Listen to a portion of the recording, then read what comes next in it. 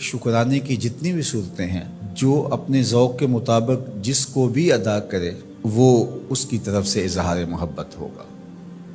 जो चीज़ें शरीयत ने फ़र्ज़ कही हैं और जिन चीज़ों का वजूब है और उसका बाकायदा शरीयत में तरीक़ा भी बताया गया है, तो वहाँ हमारे ज़ौक़ का दखल नहीं होगा। पांचगाना नमाज का जो तरीक़ा बताया गया है, उसके औक़ात जो बताए गए हैं, उसमें क़याम, रुकू और सजदे की सूरतें हमारे ऊपर वाज़े कर दी गई हैं, मुबहम नहीं रखी गई। तो उसमें हम अपने ज़ौक़ का मुज़ाहरा नहीं कर सकते कि नहीं हम नमाज इस तरह पढ़ेंगे, हमारा ज़ौक़ इस तरह का है। वज़ू में मेरा ज़ौक़ ये है कि मैं पाँव पहले धोऊँगा और बाकी आज़ा बाद में धोऊँगा, ऐसा नहीं है। वो शरीयत ने हमारे ऊपर वाज़े कर दिया। लेकिन जिन उमूर के अंदर शरीयत ने हमें कोई इस तरह की पाबंदी नहीं लगाई, किसी अमर का मुतलक हुक्म दिया है, तो उसमें फिर हम इख्तियार रखते हैं। जिस तरह हुजूर अलैहिस्सलाम पर दरूद पढ़ने का हुक्म दिया गया है, सलाम पेश करने का हुक्म दिया गया है, तो उसमें आप जिस तरह भी हुजूर अलैहिस्सलाम पर दरूद पढ़ें, जिस हैयत में भी दरूद पढ़ें, खड़े होकर पढ़ें, बैठ के पढ़ें, दरूद के कलिमात, दरूद के अल्फाज, इसमें कोई पाबंदी शरीयत ने नहीं लगाई। मुतलक हुक्म है सल्लु अलैहि वसल्लिमु तस्लीमा। दरूद पढ़ो और सलाम पढ़ो और खूब पढ़ो। सुबह पढ़ो, शाम पढ़ो, दोपहर पढ़ो, पिछले पहर उठ के पढ़ो, रात की तन्हाइयों में, दिन के उजालों में, कोई पाबंदी नहीं लगाई गई। अब यहाँ आपको इख्तियार मिलता है। फिर हर शख्स का अपना ज़ौक़ है। कोई तन्हाई में बैठ के दरूद पढ़ता है और कोई इज्तिमाई तौर पे दरूद पढ़ता है, कोई बच्चों में बैठ के दरूद की मजलिस सजा लेता है, तो ये आपका इख्तियार है। इसी तरह फल यफ़रहू कि खुशी का इजहार करो, तो उसमें आपका इख्तियार है। आप 12 रबीउल अव्वल के दिन सदका व खैरात किए जा रहे हैं, 12 को नहीं करते, 13 को करते हैं, 11 को करते हैं, 8 को करते हैं, किसी और महीने में करते हैं। हुजूर के आने पर आपको खुशी है, उसका शुक्राना अदा करते हैं, अल्लाह का शुक्र बजा लाते हैं। कौलन, अमलन, रवैयतन नवाफल अदा किए जा रहे हैं, रोज़ा रखते हैं। हुजूर अलैहिस्सलाम ने ख़ुद रोज़ा रखा पीर के दिन।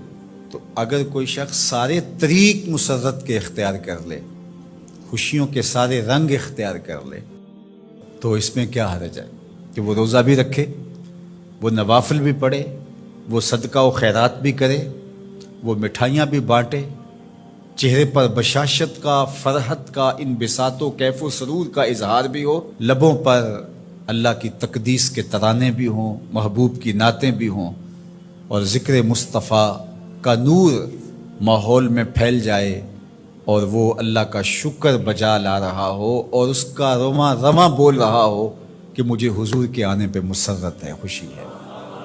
तो ये सारे तरीक़ भी इख्तियार किए जा सकते हैं। हर शख्स की अपनी कैफियत है। मैंने कहा इस पे खामखा इतनी ज़िद भी नहीं करनी चाहिए कि जो मेरा ज़ौक़ है हर शख्स को ज़ौक़ के मुताबिक ही आना पड़ेगा, ये नहीं है। जिसका जो ज़ौक़ है उस ज़ौक़ में वो अपनी मोहब्बत का इजहार कर सकता है, चूँकि इसमें कुशादगी दी गई है, इसमें फ़रहत के इजहार का मुख्तलिफ अंदाज़ हो सकता है और माजी के अंदर भी ऐसा होता रहा है। मुख्तलिफ बुज़ुर्गों ने मुख्तलिफ तरीक़े इख्तियार किए। ये जो महफ़िल मीलाद का अंदाज़ है, ये फ़रहत का इजहार भी है और तबलीग का ज़रिया भी है। उलमा ने इसको इसलिए ज़्यादातर इख्तियार किया कि इससे सारी चीज़ें तकरीबन इसमें जमा हो रही होती हैं। आप मस्जिद में नमाज़ पढ़ते हैं, फिर शुक्राने के नवाफिल अदा करते हैं, हुजूर का ज़िक्र होता है, हुजूर अलैहिस्सलाम के मौजज़ात का बयान होता है, हुजूर के हुस्न के तज़किरे होते हैं, हुजूर के फ़ज़ाइल, हुजूर की सीरत, हुजूर अलैहिस्सलाम के ख़साइल और मदह व सताइश, नज़म में, नसर में हुजूर पर सलाम, बार बार दरूद पढ़ना और हुजूर के लाए हुए दीन की अहमियत लोगों के सामने रखना और दीन को इख्तियार करने की तलकीन करना, ये सब कुछ महफ़िल मीलाद में होता है। बाद में फिर मिठाइयाँ, तबर्रुक, या शुरू में खाना या बाद में खाना, वो भी शामिल हो जाता है। तो ये सारी खुशियों का और इजहार के जितने भी सलीके और तरीक़े हैं, उनका एक मजमुआ है। تو اس کو محفل میلاد کہہ دیتے ہیں۔ اگر اس میں کوئی ایسی چیز نہ ہو جو شریعت کے مزاج سے متصادم ہو تو اس پر کسی کو بھی میرا خیال اعتراض نہیں ہونا چاہیے۔ تو اس لیے میں آپ کو کہوں گا کہ آپ اپنے گھروں میں ہر پیر کا معمول بنا لیں، پیر کو روزہ رکھیں، بچوں کو بھی روزہ رکھوائیں۔ جو شوگر کے مریض ہیں میں ان کو زور نہیں دیتا، باقی جن سے ممکن ہو تو وہ ضرور پیر کا روزہ رکھیں، آپ اس سے صحت بھی پائیں گے۔ آج بھی مدینہ المنورہ میں لوگ کثرت کے ساتھ پیر شریف کا روزہ رکھتے ہیں، یہ معمول بنا لیں۔ اور افطار کے وقت جو آپ دسترخوان بچھائیں اس میں اپنے بچوں کو بھی اپنے ساتھ بٹھائیں اور حضور علیہ السلام پر درود پڑھیں، حضور کی سیرت کا کوئی ایک واقعہ سنا دیں، حضور کا کوئی ایک معجزہ ان کے سامنے رکھ دیں، آقا کریم علیہ الصلوۃ والسلام کے حسن کا قصیدہ ان کے سامنے پڑھ دیں، کسی عضو بدن کی خوبصورتی اور شمائل کا تذکرہ ان کے سامنے رکھیں، اور پھر نتیجہ آپ دیکھنا۔ اس کے بعد دعا کر کے افطار کر لیں، کھانا کھا لیں، اور یہ صرف 8 دن کے بعد آپ کریں۔